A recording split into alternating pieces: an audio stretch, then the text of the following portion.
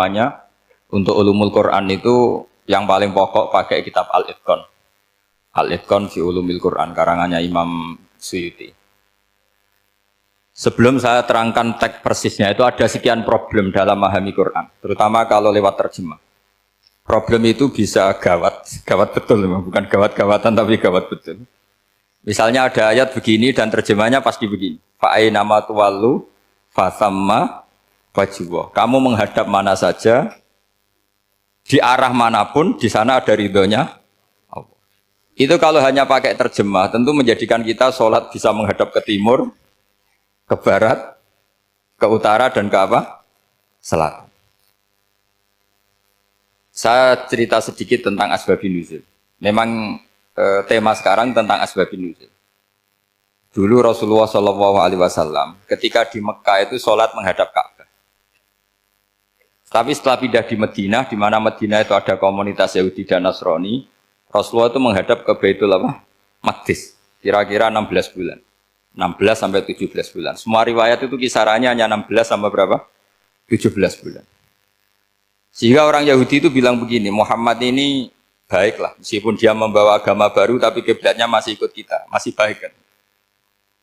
Setelah 16 bulan, Nabi diperintahkan Allah untuk menghadap ke Ka'bah.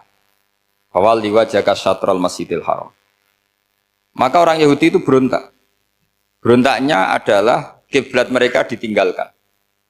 Cara berpikir orang Yahudi itu kiblat mereka ditinggal. Sehingga mereka bilang mawallahum an qiblatihim allati kanu 'alaiha. Apa yang menjadikan umat Islam berpaling dari kiblat Baitul Maqdis. Kemudian mereka provokatif betul. Ini perlu diperjelas. Provokatif. Bilang begini. Inna Muhammadan tahayyara fi din. Muhammad ini bingung dalam beragama. Sehingga habis ngomong A, ngomong B. Habis kiblat Ka'bah, kiblat Baitul Maqdis. Sehingga dalam banyak tarikh disebutkan peristiwa kiblat itu terbanyak melahirkan orang murtad, orang yang keluar dari Islam. Gara-gara provokasi orang Yahudi, Muhammad tahayyara fi din. Muhammad itu bingung dalam menentukan pilihan apa? Beragama. Kemudian walhasil singkat cerita akhirnya Nabi itu madhep Ka'bah. Apa yang terjadi mukjizat itu adalah bahwa agama ini agama yang mewakili semua agama sebelumnya yang masih orisinil. Yaitu Nabi akhirnya berargumentasi Ka'bah adalah kiblat yang asli, yang lebih tua. Terus mereka tanya, buktinya apa? Dijawab oleh Quran, fihi ayatum bayyinatum maqamu apa? Ibrahim. Ka'bah bukti tertua adalah di situ ada makam Ibrahim. Makam itu jejak kaki. Ya kalau bahasa Indonesia makam itu kuburan. Kalau dalam bahasa Arab maqam itu jejak apa? Jejak kaki. Sehingga diketahui oleh sejarah, dibuktikan di situ ada jejak kaki siapa? Nabi Ibrahim. Sementara nisbatnya Baitul Maqdis itu adalah kepada Nabi Musa dan Nabi Harun. Yang ini adalah turunan dari Nabi siapa? Ibrahim. Hikmahnya apa? Begini. Sebagai bukti bahwa Baitul Maqdis pernah menjadi poros Islam atau poros Tauhid, maka Nabi Muhammad pernah disuruh menghadap ke Baitul Maqdis. Buat inget-ingetan kalau ini pernah menjadi poros apa tahu. Tapi tetap tua-tuaan masih tua apa? Ka'bah. Nah, kenapa tua Ka'bah tadi? Karena Ibrahim adalah Abul Anbiya, bapak dari para. Dan di situ ada jejak kakinya. Fihi ayatum bayyinatum maqam. Bukti itu belum cukup. Dibuktikan lagi bahwa Ismail kecil itu hidupnya di Ka'bah. Kita tahu sa'i baina Safa wal Marwah adalah karena Siti Hajar sedang mencari apa? Air.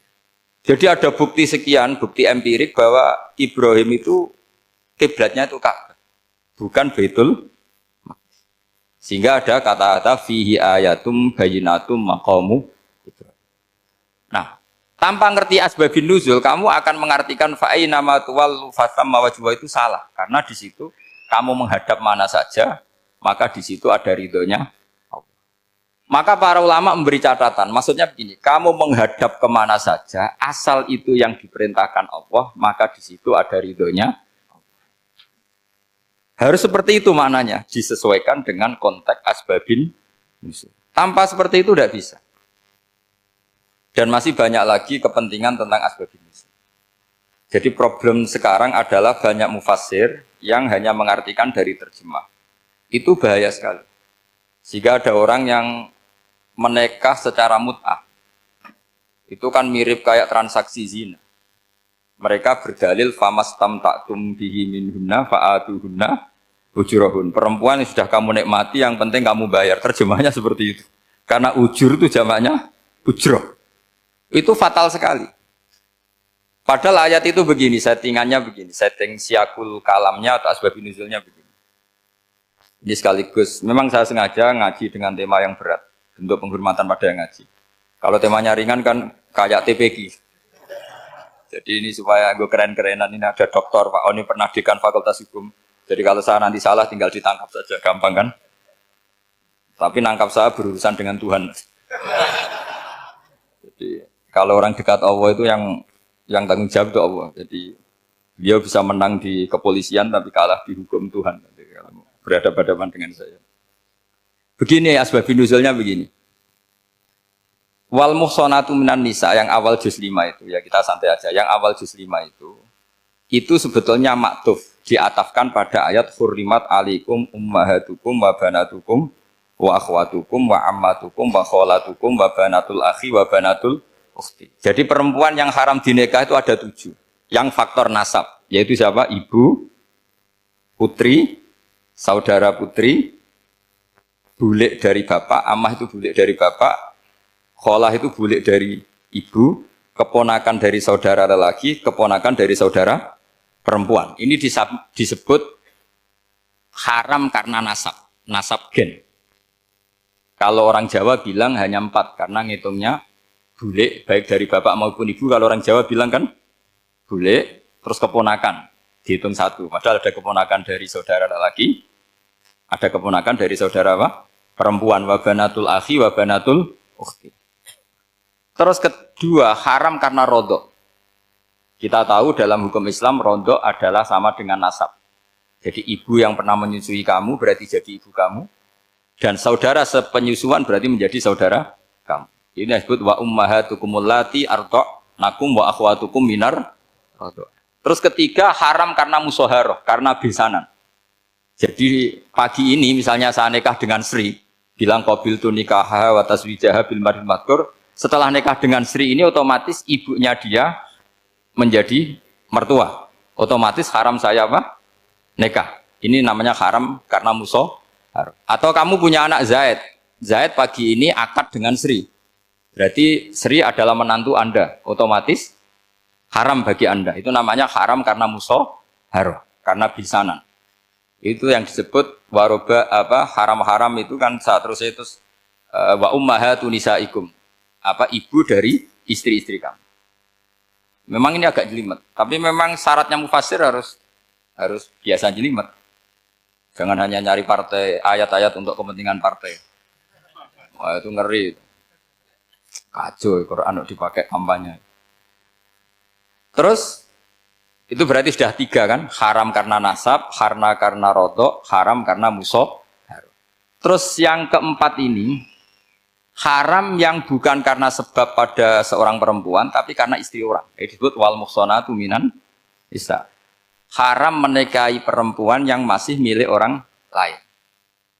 Nah, orang lain yang menikahi ini, istilahnya Allah adalah lelaki yang menikahi perempuan ini adalah lelaki sing muhsinina ghairu musafihin, secara nikah yang sah. Nah, nikah yang sah itu begini dalam hukum fikih Islam. Saya nikah dengan Sri, kalau hanya akad, itu saya wajib bayar mahar hanya separuh. Jadi kalau saya janji bayar 1 miliar, berarti wajib bayar berapa? 500 juta. Kalau janjinya 100 juta, hanya bayar 50 juta. Itu yang wajib bil akdi. Nanti wajib sepenuhnya nunggu bil jima. Kalau sudah hubungan intim, baru wajib 100%. Jadi kalau ada di Jawa, nikah dengan seperangkat alat sholat, itu yang atasannya tok, itu wajib karena akad. Nanti bawahnya nunggu setelah hubungan apa? Intim. Ini hukum Quran, bukan hukum saya. Makanya kan wa in talaqtumuhunna min qabli an tamassuhunna, saat terus fanis suma faradtum. Hanya wajib bayar setengah. Nah, Nah, perempuan yang sudah diajak hubungan intim itu kata Allah fa'atuhunna ujurahun, maka wajib kamu bayar Jadi ayat itu tentang perempuan yang sudah dinikah, kita harus bayar berapa? Harus bayar penuh. Ini penting saya utarakan. Nah, problem kita sebagai orang Indonesia ini juga problem Pak On, problem semua kiai. Mahar di Indonesia itu nggak bisa dibahas di Quran karena keterlaluan, kecilnya itu keterlaluan. Saya ini kan kiai, sering ngakatkan tuh sampai bosen, seperangkat alat sholat. Itu ngawur sekali, ini mbak-mbak harus nggak mau gitu. Saya provokasi minimal itu ya berapa? 100 juta berapa? Pantasnya berapa? Pantasnya berapa? 10 gram itu berapa nilainya? Kan 1 gram 500.000, baru 5. Ya sudah mendingan itu 10 gram. Quran itu bayangannya gini, sambil latihan, yang hafal-hafal biar latihan. Jangan dapat beasiswa karena hafal tapi nggak jelas lunturungannya. Quran tuh bayangannya gini, ini nggak mungkin Quran ini bisa dibaca di Jawa. Wa in aradtum istibdala zawji makana zawji wa ataitum ihdahunna qintaran fala ta'khudhu minhu syai'a. Jika kamu nikah sama seorang perempuan, kemudian kamu cerai, maka mahar yang sudah kamu berikan jangan ambil lagi. Karena mahar di Arab itu mahal, 100 juta, kadang mobil Alphard, kadang GMC. Sehingga setelah menceraikan tuh kebayang menarik. Kok enak, dulu saya memberikan itu kan karena dapat servisnya, sekarang sudah saya cerai, saya tarik. Kalau mahar di Indonesia kan seperangkat alat sholat. Jadi gak kebayang ada kalimat fala ta'khudhu minhu syai'a, jangan ambil lagi. Kebayang ngambil aja enggak? Apalagi kalau nikahnya sudah 2 tahun kan sudah lusuh, sudah. Tapi kalau di Arab itu kebayang karena mahal. Makanya orang Arab suka nikah orang Indonesia karena murah. Jadi bahasa kintoron tuh harta yang enggak ternilai. Wa ataitum ihdahunna kintoron. Yang enggak ternilai, mahal betul. Itu pernah saya hitung, ada yang mahar itu 400 juta, ya sekira segitu. Nah, makanya setelah dicerai, Allah memperingatkan setelah kamu kasihkan, ya jangan minta lagi. Kenapa kepikiran minta? Karena jumlahnya besar. Kalau di Indonesia kepikiran nggak minta, ya? Nggak kepikiran, saking kecilnya. Seperangkat alat sholat, kadang 1 juta.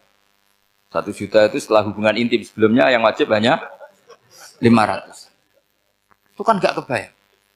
Makanya susah ngartikan Quran di Indonesia, kadang susah karena kadang terlalu.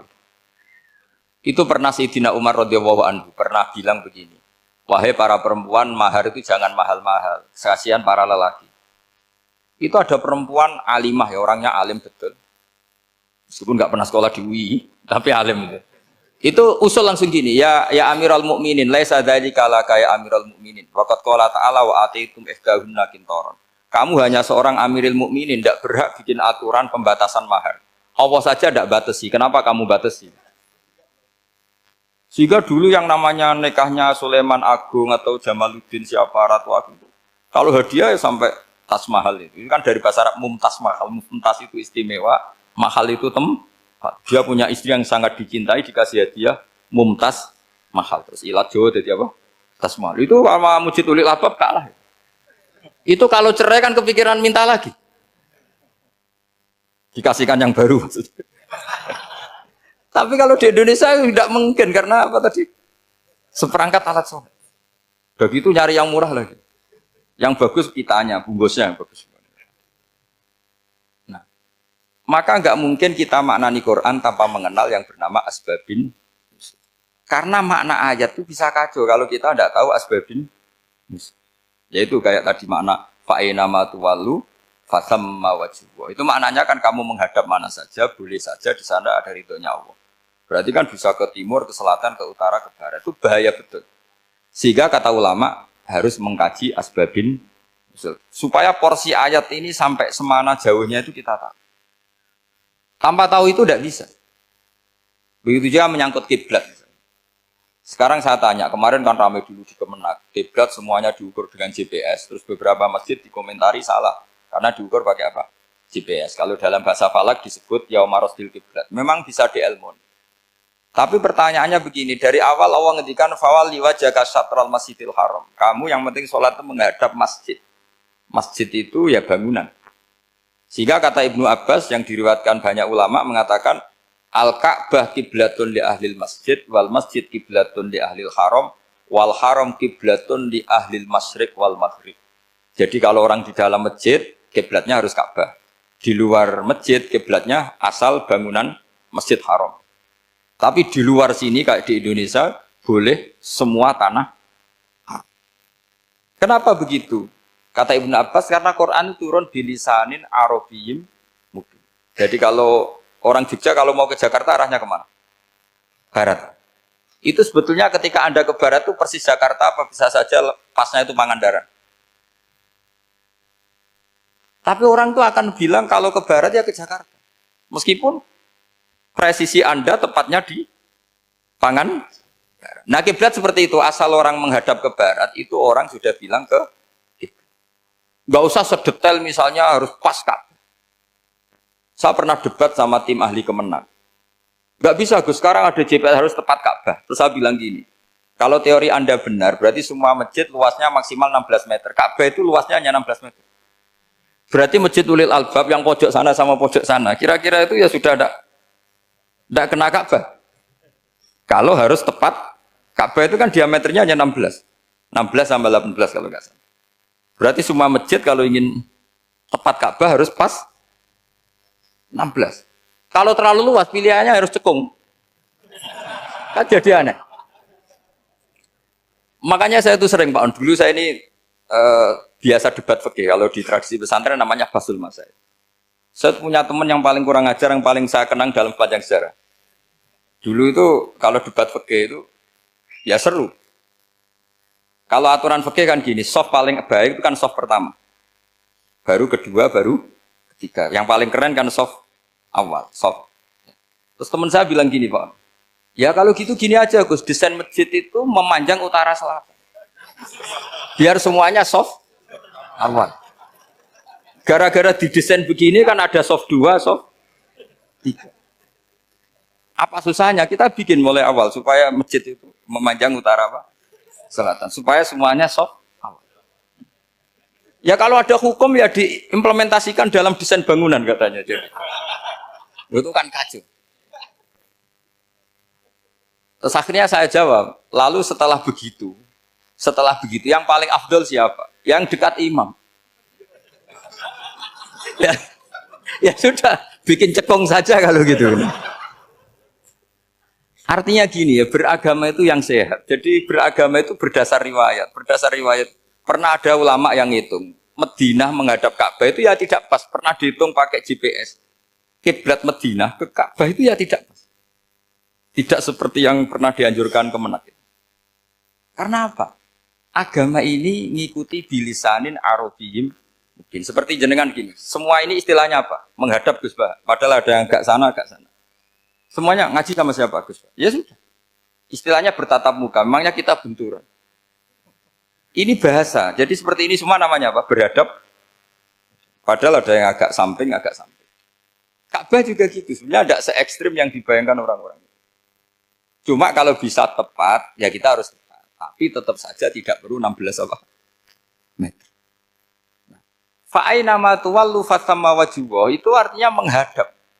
Menghadap itu menghadap arah. Makanya Allah tidak dawuh fawal liwajhaka nahwal Ka'bah tapi fawal liwajhaka syatrul Masjidil Haram. Jadi ini penting saya utarakan supaya kita familiar dengan istilah-istilah Quran. Istilah Quran itu gampang sebenarnya. Kalau kita kaji itu gampang. Problem kita tidak pernah mengkaji. Jadi semuanya asing. Kalau kita mengkaji itu gampang sekali. Saya punya sekian cerita betapa pentingnya mengkaji Quran. Harun Ar-Rasyid itu dinasti Bani Abbasiyah. Itu pinter sekali. Ada seorang ustadz yang agak ekstrim. Itu datang ke Harun Ar-Rasyid. Ya Amirul Mukminin, inni nasihun laka famusaddidun alaika. Fala tajidanna alayya fi nafsika syai'an. Saya mau nasihati kamu, tapi saya mohon jangan masukkan hati. Karena nasihat ini penting. Tapi saya akan keras, vulgar. Akan keras, kritik saya akan keras. Karena Anda sebagai Amirul Mukminin tidak pecus. Apa kata Amirul Mukminin Harun Ar-Rasyid? Uskut ya Ustadz. Sebagai riwayat uskut ya jahil. Kamu itu Ustadz bodoh, tidak usah banyak omong. Terus kita, kenapa saya bodoh? Terus dibacakan ayat faqula lahu qaulal layyina la'allahu yatadzakkaru au yakhsha. Inna wa ta'ala qad arsala man huwa khairun minka ila man huwa syarrun minni. Wa ma'a dzalika qala ta'ala faqula lahu qaulal layyin. Allah pernah menugaskan seorang yang lebih baik ketimbang kamu, yaitu Musa dan Harun. Musa dan Harun adalah seorang nabi. Kepada orang yang lebih buruk ketimbang saya, yaitu Fir'aun. Itu saja etikanya faqula lahu qaulal layyin. Kamu kalau ngomong yang halus, yang baik, yang berperadaban, kok kamu sama saya mau kasar? Akhirnya ustadznya ternyata pinter kamu, ya pinter aku. Jadi semudah itu. Allah itu menugaskan orang yang lebih baik ketimbang kamu, yaitu Nabi Musa, kepada orang yang lebih buruk ketimbang saya, yaitu Fir'aun. Itu saja ada etikanya. Kok kamu sama saya mau tambah etika? Mau main kasar hanya karena kamu merasa nasihat Anda benar? Jadi gampang sekali memahami Quran. Tapi lagi-lagi memang bagi ahlinya. Tapi ini saya bantu supaya sampean jadi ahli apa? Quran. Meskipun ngajinya sebulan sekali. Sudah sebulan sekali tidak punya kitabnya. Sudah. Jadi ulama dulu kalau belajar Quran itu gampang sekali. Saya berkali-kali cerita. Yang kitab saya baca di rektorat namanya Syajaratul Ma'arif. Itu kalau cerita bikin judul itu enak sekali. Babuna fil ibad bikullil bilad. Bab seseorang di mana saja hidupnya harus bermanfaat. Terus dalilnya itu hanya mengutip makalahnya Nabi Isa, wa ja'alani mubarakan ainama kuntu. Ciri utama seorang nabi apa? Saya di mana-mana adanya berkahi orang lain. Jadi berkah bagi orang lain. Maksudnya tidak jadi problem bagi orang lain. Artinya kamu hidup entah di Jogja seperti Pak Ono orang Jember, saya orang Rembang. Hidup di Jogja manfaat, di Jember ya manfaat, di mana-mana. Saya pernah di Korea seminggu ya manfaat. Saudara kita TKI yang di Korea ya manfaat, di sana bikin masjid, bikin apa. Karena ngendikane Allah menceritakan Nabi Isa siapa? Wa ja'alani mubarakan ainama kuntu. Saya adalah orang yang di mana-mana berkah. Artinya manusia eksistensinya harus seperti itu, hidup di mana saja. Gampang sekali memahami. Pernah Imam Syafi'i ditanya, kalau kamu nggak kehilangan air atau nggak ada air di satu daerah, cari-cari dulu sampai nggak ketemu. Setelah nggak ketemu air, baru kamu boleh tayamum. Imam Syafi'i ditanya, apa dalilnya harus mencari dulu? Kalau nggak ada air ya langsung tayamum saja. Kenapa harus nyari-nyari dulu? Jawabnya Imam Syafi'i itu gampang sekali. Qala ta'ala falam tajidu ma'an. Kemudian kamu tidak menemukan air. Di mana-mana tidak menemukan setelah mencari. Kalau belum mencari namanya tidak tahu. Kan ayatnya kan falam tajidu ma'an. Kemudian kamu tidak menemukan air. Tidak menemukan tuh nyari dulu apa langsung ambil sikap? Nyari dulu, baru kesimpulannya tidak ketemu. Kalau belum pernah nyari namanya tidak tahu. Segampang itu ulama dulu memahami Quran karena konstruksinya utuh. Yaitu mereka tahu betul bahwa Quran itu bilisanin Arabiyim. Ketika Futuhat Syam, Syam dulu itu dikuasai tentara Romawi. Era Sayyidina Umar Futuhat. Yerusalem dikuasai tentara Islam. Itu awal Sayyidina siapa? Umar radhiyallahu anhu. Ketika Futuhat mau ada pesta besar-besaran. Tapi Umar menolak. Ketika menolak, kenapa Anda menolak? Beliau hanya membaca ayat innallaha ta'ala ayyara qauman faqala adhabtum thayyibatikum fi hayatikumud dunya. Allah itu mengkritik satu komunitas kaum yang zaman di dunia menghabiskan semua kenikmatan. Maka kita tidak perlu syukuran besar-besaran. Jangan-jangan jatah kita di akhirat kita habiskan di dunia. Itu adhabtum thayyibatikum fi hayatikumud. Semudah itu. Semudah itu ulama. Rasulullah pernah dahar, pernah makan. Makan karena 3 hari gak makan, cara di Indonesia gak makan nasi, gak makan daging, sudah lama sekali. 3 hari Nabi itu hanya makan kurma dan air putih. Pernah Nabi gak makan roti sampai 3 hari. Kalau Indonesia mungkin gak makan nasi. Di hari ketiga, ada sahabat yang berbaik hati, Nabi disembelihkan kambing, dipotongkan kambing, Nabi disuruh dahar. Itu baru dahar setengah piring, Nabi berhenti. Ketika ditanya, setengah piring itu kan sudah kuat. Untuk sholat, untuk apa sudah kuat. Ditanya, ya Rasulullah kenapa berhenti? Bukankah engkau tidak makan ini 3 hari? Nabi menjawab, walatus alunna yauma idzin anin naim. Semua nikmat yang saya rasakan nanti ada pertanggungjawabannya. Makanya saya ada ingin banyak-banyak. Wah itu kalau diterapkan di sini nggak populer. Makanya saya tahu gayanya ngaji Quran itu nggak siap dengan konsep-konsep Quran itu. Jadi segampang itu orang dulu. Nah karena apa ya itu tadi. Mereka tahu asbabun nuzul. Quran itu diturunkan dalam konteks apa. Lafat ini arahnya kayak apa. Mutlak muqayyadnya kayak apa. Muhkam mutasabihnya kayak apa. Nasah mansuhnya kayak apa. Nah sedikit saya cerita ini mungkin contoh terakhir. Supaya agak lama-lama. Nanti bingung kalau lama. Yang bingung ya saya. Bingung cara memahamkan. Jadi kalau guru itu kan bingung cara memahamkan. Kalau murid bingung cara memahami. Nggak tahu tingkat kebingungannya sama. Kalau guru itu bingung cara memahamkan. Kalau murid bingung cara. Jadi ini pertemuan dua kelompok bingung. Jadi yang satu bingung cara memahamkan. Yang satu bingung cara. Kalau orang ekstremis bingung cara merusak suasana. Itu nggak benar itu. Ada loh. Rasulullah itu nabi. Itu paling pusing yang ngadepi orang-orang yang ekstrem.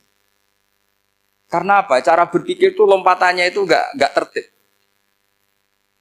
Jadi nabi itu cara berpikir itu kecerdasan nubuah. Sementara orang ekstrem cara berpikir itu kecerdasan nafsu. Bukan kecerdasan manusia. Kalau manusia masih baik nafsu.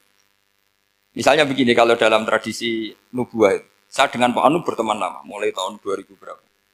Itu kalau Pak Anu bertamu ke saya, harusnya tidak usah tak kasih makan. Karena sudah dekat. Tapi kalau kenalan baru itu dikasih makan, disangoni. Jadi Nabi itu perilakunya agak unik. Akhirnya ada orang yang cara berpikir itu dangkal. Ya Rasulullah ini tidak fair. Yang iman lama tidak diservis, yang iman baru diservis. Cara berpikir Nabi begini. Orang Ansor itu kan sering memberi Nabi. Perjuangannya Nabi ditopang orang apa? Ansor. Donatur lah, kira-kira orang Ansor itu donatur. Donatur itu keren. Karena donatur itu artinya al-yadul ulya khairum minal yadis. Sehingga ketika Nabi sudah menguasai negara, menguasai Mekah Madinah, sudah futuhat, itu orang Ansor tetap nggak diservis. Yang diservis Nabi itu orang-orang baru masuk Islam, disebut wal mu'allafati qulubuhum atau Islam mu'allaf. Ada 1-2 orang yang protes, tentu yang nggak pinter. Tukang protes pasti tidak pinter. Wong iskal-iskalnya sendiri, otaknya nggak sampai-sampainya sendiri, orang lain disuruh jawab. Makanya di sini tidak ada tanya jawab. Nanti iskal-iskal kamu sendiri, bingung-bingung kamu sendiri, saya disuruh jawab.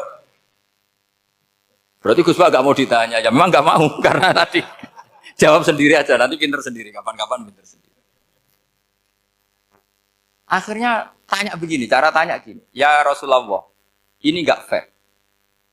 Orang sudah Islam lama setelah negara terbuka milik Anda, setelah kita menang, setelah kita menguasai negara, tidak kamu servis. Sementara yang baru Islam kamu. Nabi itu bertanya senyum-senyum, rileks saja. Lama-lama tambah ekstrim pertanyaan. Kata Umar, ya Rasulullah saya beri izin untuk membunuh orang ini. Umar itu pikirannya karena mangkel lo Nabi. Nabi jangan. Kalau kamu bunuh, nanti apa kata orang banyak? Inna Muhammad dan yaktulu ashabah. Dikira Muhammad membunuh sahabatnya sendiri. Nabi masih mendengar. Komplainnya masih dengar. Lama-lama Nabi memberi penjelasan.